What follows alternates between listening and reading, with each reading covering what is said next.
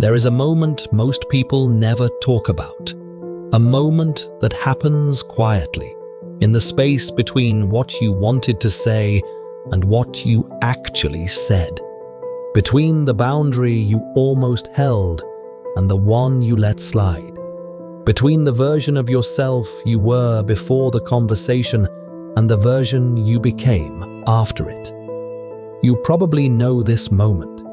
You've lived inside it more times than you can count. Someone says something that doesn't sit right with you. A plan gets made that doesn't honor what you actually need. A relationship begins to ask more of you than it gives back. And somewhere in that moment, you make a calculation, a fast, almost unconscious calculation. You weigh the cost of staying true to yourself against the cost of keeping the peace. And almost without realizing it, you choose the peace. You smile when you don't feel like smiling. You agree when something inside you is quietly disagreeing. You let go of what you wanted because wanting it feels like too much trouble, too much risk, too much of a burden to place on someone else. And in that moment, you tell yourself, it's fine. It's not a big deal. You're being flexible. You're being mature. You're being easy to love. But here's what no one tells you about that moment. You paid for it. Not immediately.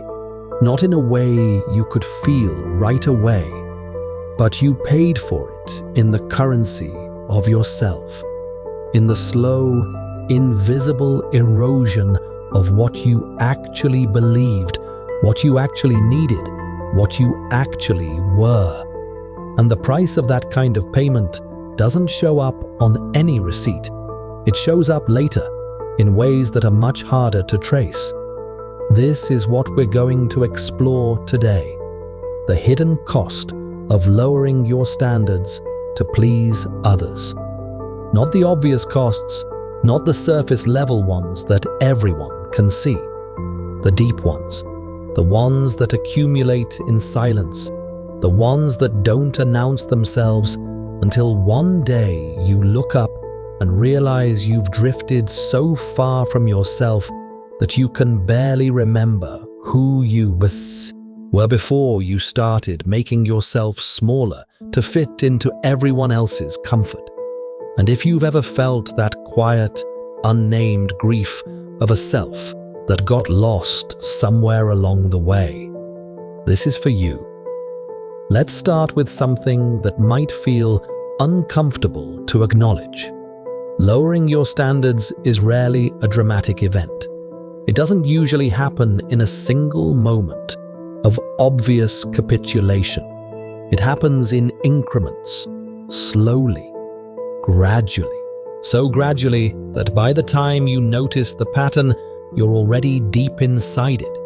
It starts with something small. You don't say what you actually think in a conversation because you don't want to create tension. You accept behavior from someone that you told yourself you would never accept because they seem to have a good reason, and you don't want to be unfair. You stay somewhere longer than you wanted to because leaving would require an explanation you don't have the energy to give. You say yes to something that your gut was clearly saying no to because the yes was easier than the conversation the no would have started. Each of these moments in isolation feels like a reasonable compromise. And that's exactly what makes this so hard to see. Reasonable compromise is a healthy, necessary part of being in relationship with other people. We are not meant to get everything we want all the time. We are not meant to hold rigid, inflexible positions that leave no room for anyone else. Compromise is not the problem. The problem is when compromise becomes a default.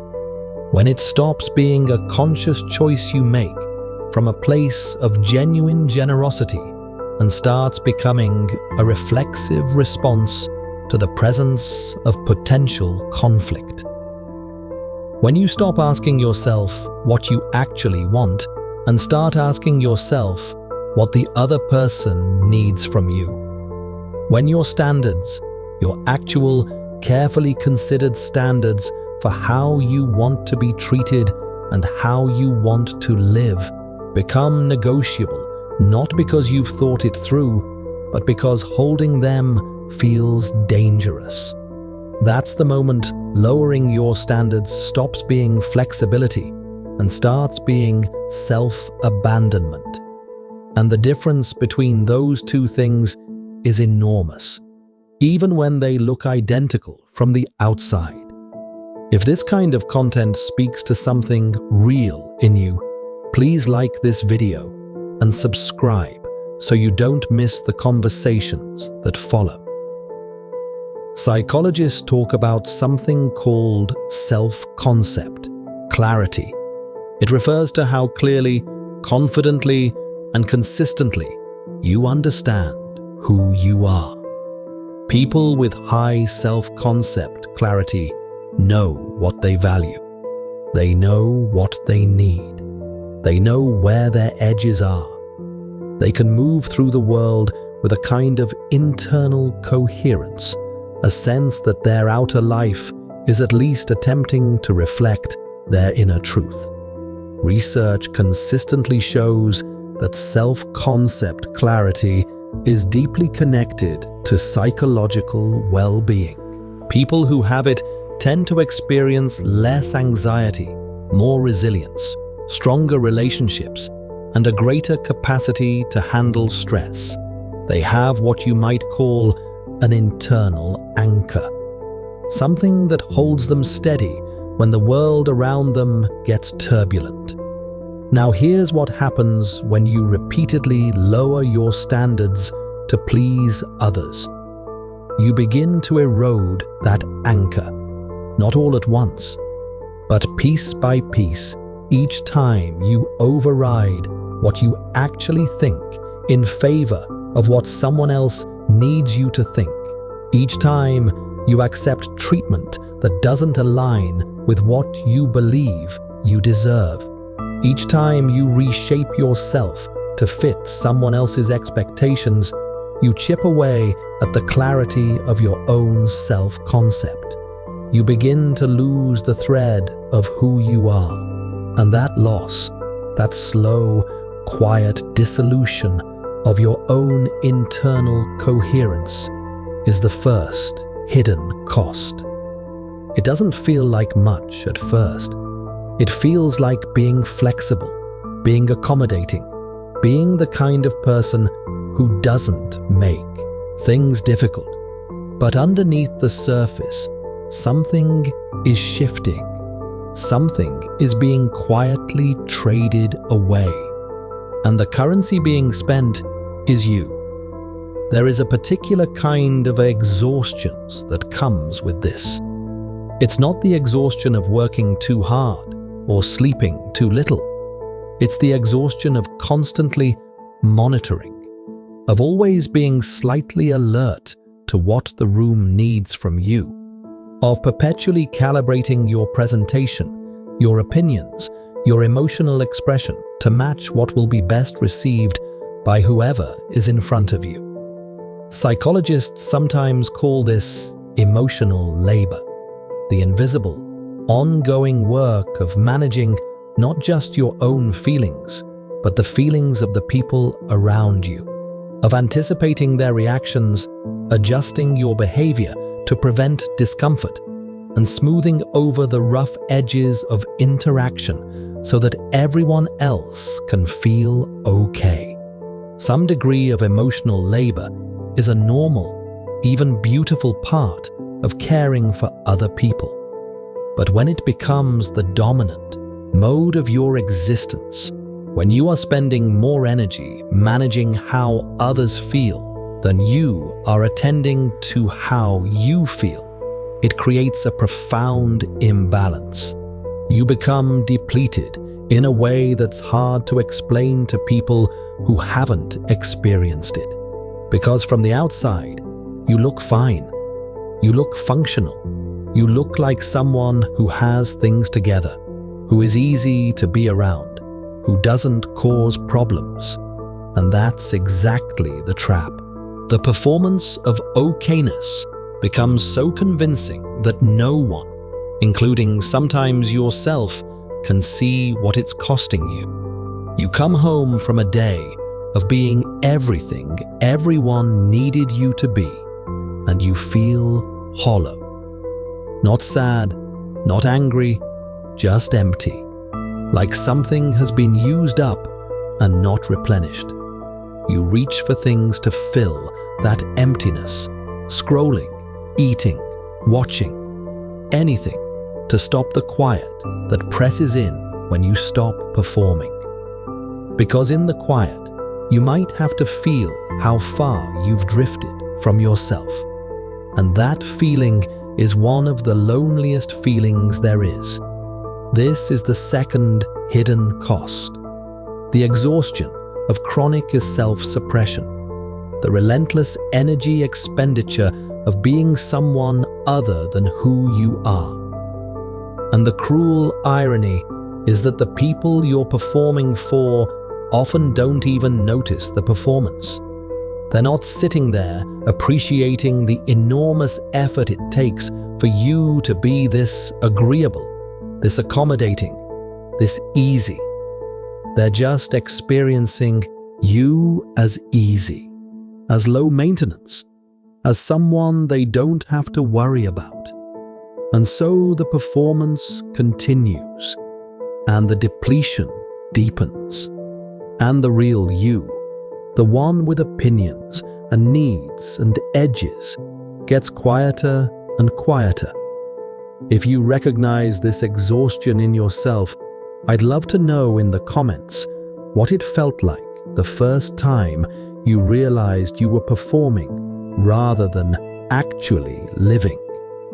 Was there a specific moment, a conversation, a relationship, where you suddenly saw the gap between who you were showing up as and who you actually were?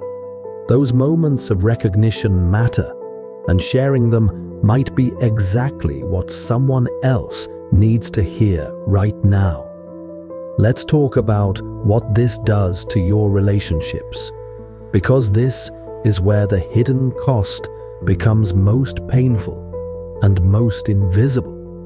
When you consistently lower your standards to keep the peace in your relationships, something happens to those relationships that is deeply counterintuitive.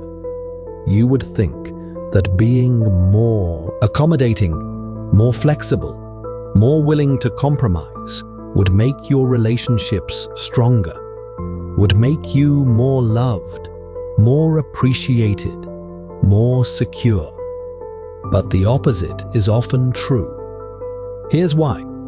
Relationships, real ones, the kind that sustain you and grow over time, are built on a foundation of mutual reality.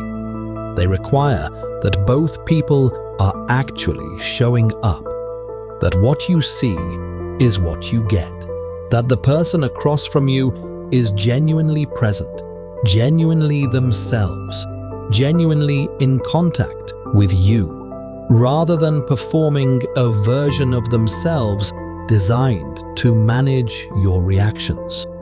When you consistently suppress your actual opinions, your actual needs, your actual standards, you remove yourself from genuine contact with the people in your life. You offer them a curated version of yourself, an edited, softened, conflict-free version.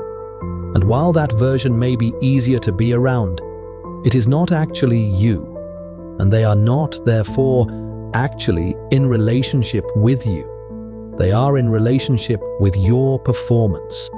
And here's what makes this so heartbreaking. You can feel that.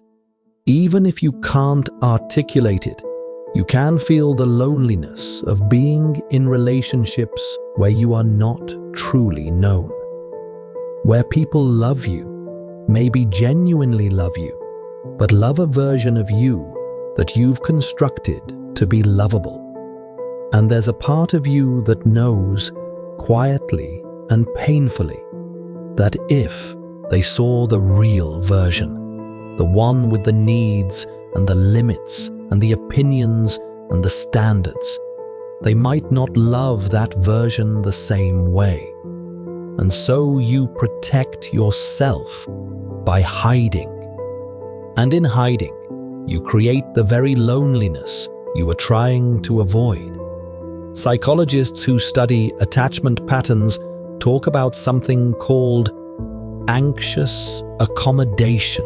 It's the tendency, particularly common in people who grew up in environments where their needs were inconsistently met, to prioritize the emotional states of others over their own, to become hypervigilant to signs of displeasure or conflict, and to shape their behavior preemptively to prevent those things from happening. This pattern often begins in childhood, when you learn early that having needs creates problems, that expressing disagreement leads to withdrawal or anger, that the safest way to navigate love is to make yourself as undemanding as possible.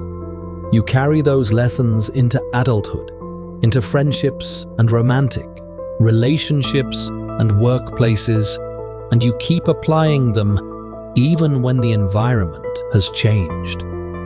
Even when the people around you are not actually threatening. Even when it would be safe to show up more fully. Because the nervous system doesn't update its threat assessments automatically. It keeps running the old programming until something interrupts it.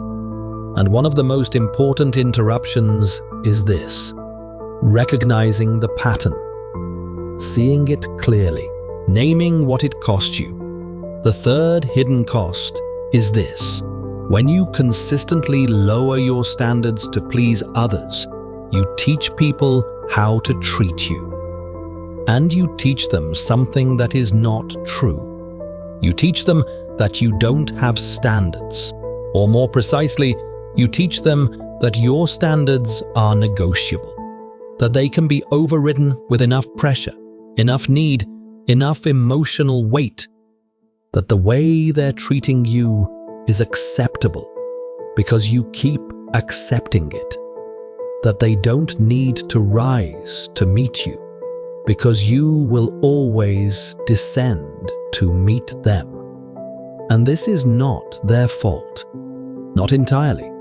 People respond to the information they're given. If the information you're giving them, through your behavior, through your silence, through your willingness to absorb treatment that doesn't serve you, is that this is okay, then they believe it's okay. They have no reason not to. The painful truth is that every time you lower your standards to keep the peace, you are not keeping the peace. You are deferring the conflict. You are taking the tension that exists between what you actually need and what you're receiving, and you are burying it. And buried tension does not disappear. It accumulates. It becomes resentment. It becomes a quiet, growing anger that you may not even consciously recognize as anger because you've spent so long telling yourself that everything is fine. Resentment is what happens when you keep giving something you never agreed to give. When you keep absorbing things you never agreed to absorb. When you keep saying yes with your behavior while something inside you is screaming no. It builds slowly, almost imperceptibly, until one day it surfaces in ways that seem disproportionate. You snap at someone over something small. You withdraw without explanation.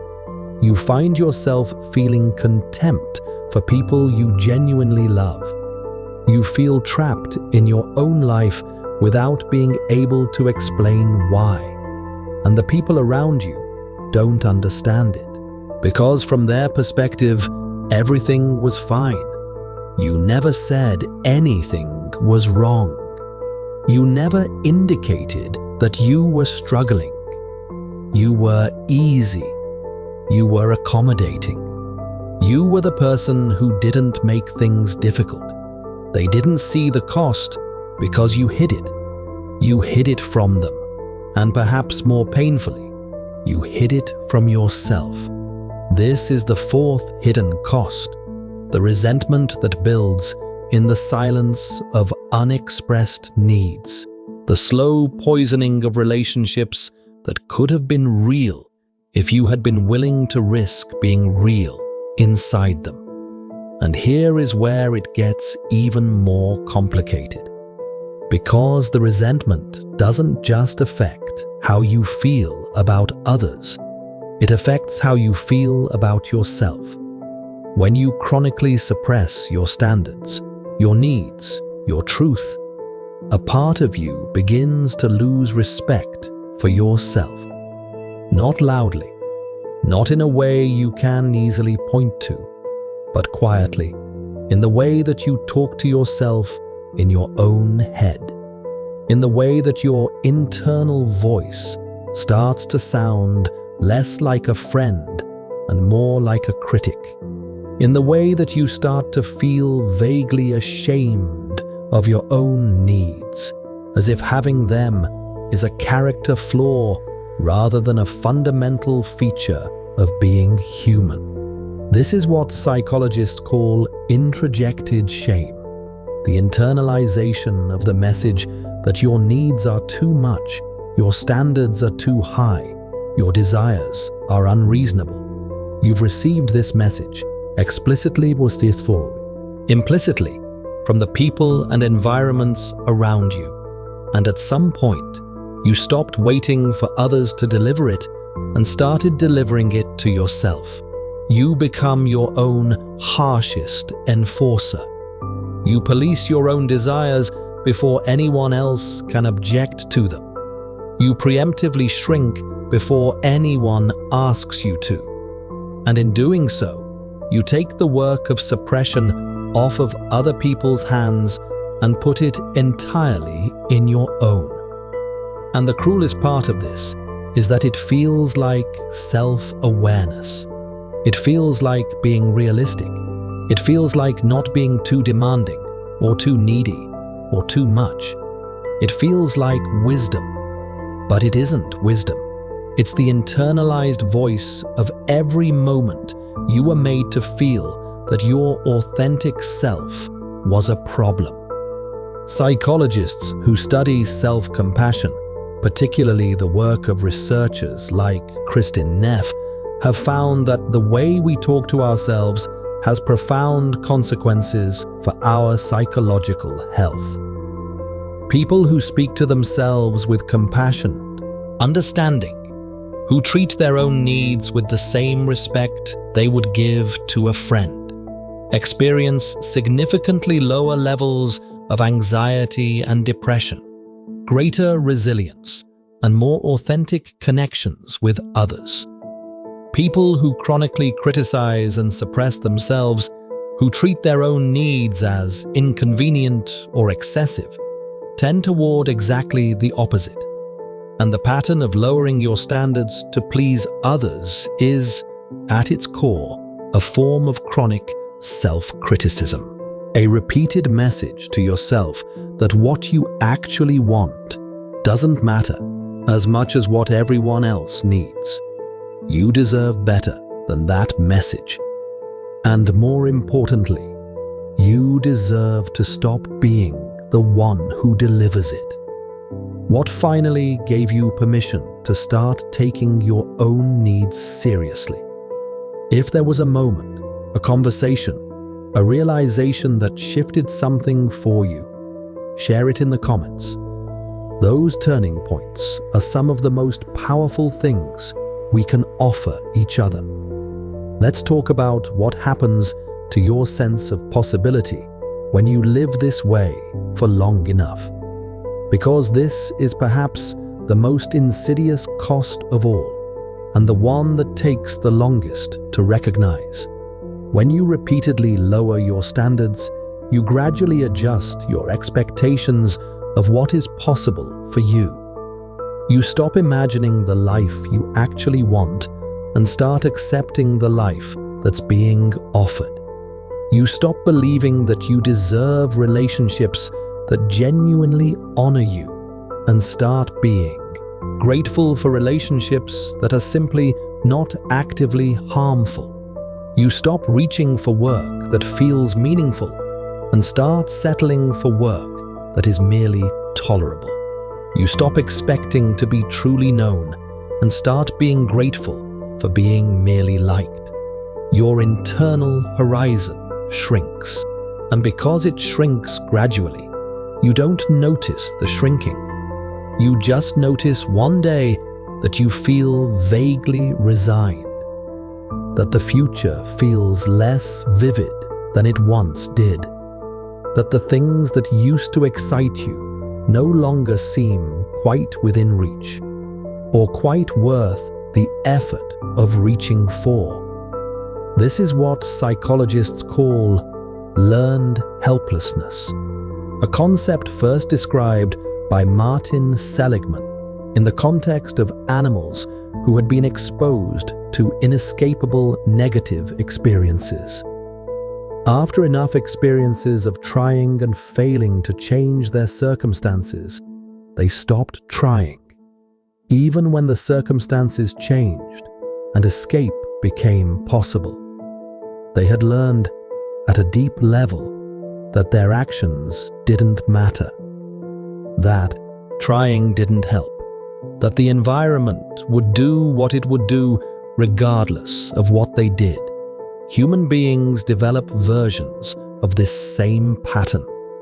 When you repeatedly try to express your needs and are met with dismissal, when you repeatedly try to hold your standards and are met with pressure to abandon them, when you repeatedly try to show up authentically and are met with discomfort or rejection, you begin to learn that trying doesn't work, that your authentic self is not welcome, that the path of least resistance is the only path that doesn't cost you something. And so you stop trying. Not dramatically, not all at once, but gradually. You stop reaching. You stop expecting. You stop believing that the life you actually want is available to you. And that, perhaps more than anything else, is the real price. The price of a life half-lived, of possibilities quietly foreclosed, of a self that learned to make itself smaller and forgot, somewhere along the way, how to be large. But here's what I want you to hear, and this is the part that matters most. None of this makes you broken. None of this makes you weak.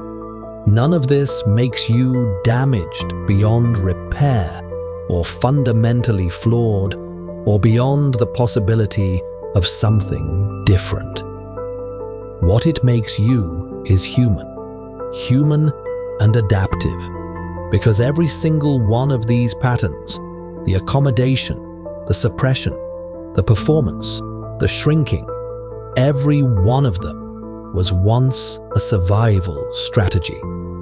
It was once the most intelligent response available to you given the circumstances you were in. It worked. It kept you safe.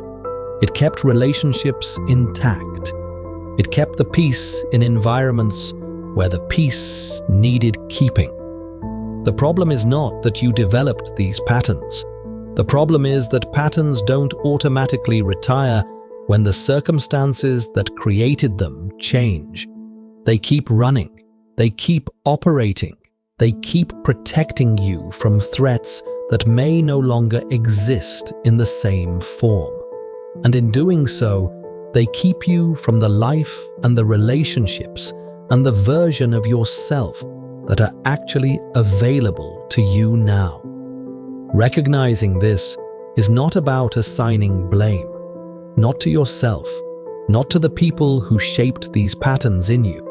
It's about seeing clearly, about bringing into conscious awareness something that has been operating in the shadows, because you cannot change what you cannot see, and you cannot release what you have not first acknowledged. So, let's talk about what it looks like to begin the process of raising your standards back up. Not all at once, not in a dramatic overhaul, but in the slow, careful, deeply courageous work of returning to yourself. The first thing to understand is that raising your standards is not the same as becoming rigid or demanding or difficult. This is a misconception that keeps many people stuck. They equate having standards with being unreasonable. They equate expressing needs with being needy. They equate holding limits with being cold or withholding. But healthy standards are not walls. They are not weapons. They are not demands that others perform for you. They are simply a clear, honest expression of what you need to function well, to feel respected, to show up as your best self in relationship with others. They are, in fact, a gift to the people in your life. Because when you know what you need and you can express it clearly, you give others the information they need to actually be in real relationship with you. You stop making them guess. You stop resenting them for not meeting needs you never expressed. You give the relationship a chance to be real. This is what psychologists who study healthy relationships consistently find. The couples, the friendships, the families that sustain over time are not the ones where everyone agrees all the time, or where no one ever experiences conflict. They are the ones where people feel safe enough to be honest, where needs can be expressed without fear of catastrophic rejection, where standards exist and are communicated and are, most of the time, met. Safety to be honest is built through small moments of honesty that go well. And that means starting small.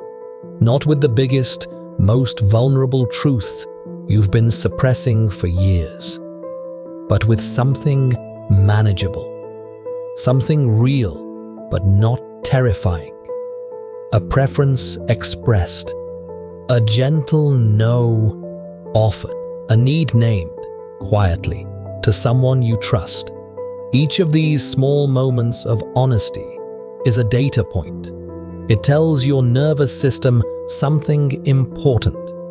It tells you that expressing your authentic self does not necessarily lead to catastrophe, that the people who genuinely care about you can handle knowing what you actually need, that the relationship does not shatter when you show up as yourself. And over time, these data points accumulate. They begin to update the old programming. They begin to rebuild the self-concept clarity that years of accommodation may have eroded. They begin to restore your sense that you are a person with legitimate needs and legitimate standards, and that those things are not a burden on the people who love you. They are the foundation of genuine love. There is also something important to understand about the people who leave when you raise your standards, because some will. When you stop being infinitely accommodating, when you start expressing what you actually need, when you hold limits that you previously let slide, some people will not like it. Some people will push back. Some will withdraw. Some will tell you that you've changed, that you're being difficult, that you used to be so much easier to be around. And that will hurt. It will feel like confirmation of the old fear, the fear that your authentic self is too much, that your standards are unreasonable, that the only way to be loved is to be small. But here's the truth most people miss in those moments. The people who leave when you start honoring yourself were never actually in relationship with you. They were in relationship with your performance. They were attached to the version of you that required nothing, that absorbed everything, that made their life easier by making yours smaller. And when you stopped offering that version, they had no interest in what remained. That is not a loss. That is a revelation. It is painful information, but it is important information. It tells you what the relationship was actually built on, and it frees you, eventually, to build something real with people who are capable of meeting you as you actually are. The people who stay, the ones who are curious about the fuller version of you, who can handle your needs and your limits and your actual opinions, who find you more interesting rather than less. When you show up honestly, those are the relationships worth building. Those are the people worth being known by. And here is something that might be the most quietly radical thing in all of this. You are allowed to have standards that other people don't understand. You are allowed to need things that other people don't think you should need. You are allowed to want a life that doesn't match the template that's been handed to you. You are allowed to say no to things that don't serve you, even when the people around you think you should say yes. You are allowed to take up the space that is actually yours, not because you've earned it through suffering, or through being good enough, or through having the right credentials or the right story, but because you are a person, and persons are allowed to have standards. They are allowed to have needs. They are allowed to take up space. This is not selfishness. Selfishness is taking more than your share at the expense of others. Having standards is simply claiming what was always yours, your own sense of what is right for you, your own understanding of what you need to live well, your own right to participate in the shaping of your own life. The real price of lowering your standards is not just the exhaustion, or the resentment, or the eroded self-concept, or the learned helplessness, as real and as heavy as all of those are. The real price is the distance it creates between you and yourself, the quiet, growing gap between who you actually are and who you've allowed yourself to become in the presence of others. And the most important work you can do, the work that underlies every other kind of healing and growth and change, is to begin closing that gap, to begin the slow, tender, sometimes frightening process of returning to yourself, of remembering what you actually think and feel and need and want, of treating those things as real and valid and worthy of expression, of building a life that is actually yours rather than a life that is a careful, curated performance of acceptability. This is not easy work. It is some of the most difficult work a person can do. because it requires you to risk the disapproval of people whose approval you've spent years trying to secure. It requires you to tolerate the discomfort of conflict rather than smoothing it away. It requires you to trust yourself, your own perceptions, your own needs, your own standards, when you've spent a long time being taught not to. But it is also the most important work, because on the other side of it is something that no amount of accommodation or performance can give you. A life that feels genuinely yours. Relationships that are genuinely real. A self that you can come home to at the end of the day without feeling like a stranger in your own skin. You are not too much. Your needs are not unreasonable. Your standards are not too high. You have simply been living in environments or carrying old memories of environments that made you believe otherwise. And that belief, however deeply it runs, is not the truth of you. The truth of you is someone who deserves to be met, fully, honestly, with real presence and real respect. Not a performance of you, not an edited version of you, not a you that has made itself small enough to fit comfortably into everyone else's life without disturbing anything. The real you, with all the needs and the edges and the opinions and the standards that come with being genuinely, fully, unapologetically human. Every time you chose peace over your own truth, you were doing the best you could with what you had. That deserves compassion, not criticism. But now you have more. You have language for what happened. You have understanding of what it cost. And you have the possibility, which is always the beginning of everything, of making a different choice.